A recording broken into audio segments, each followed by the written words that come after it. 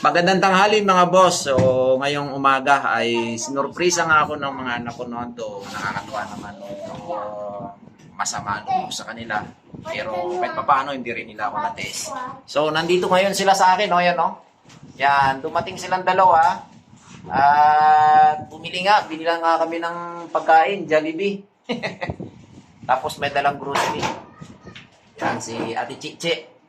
Yan yung panganay ko. Ate Che, hi ka muna. Hi. Yan, si Cheriny, yan yung panganay ko. Payatot pa rin. Yan, na-miss ko yung mga anak ko. Yung isa naman, si Junalen. Junalen, hi muna. Hello. Junalen, Oh. hi, say hi. Yan, yung mga anak ko. Kahit matitigas yung ulo. Yan. Abangan nyo dahil meron akong prank video sa kanila na ginawa kanina bago sila dumating. Ay ni-record natin, hindi nila alam, naka-record sila sa atin, naka-prank. Na-prank ko sila mga boss, kunwari galit pa rin ako.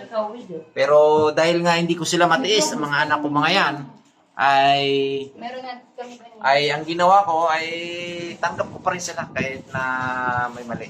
Yan. Si Boss DJ, isa yan sa kasabwat na naman. Kaya pala hinahanap ko kanina, ay wala dito.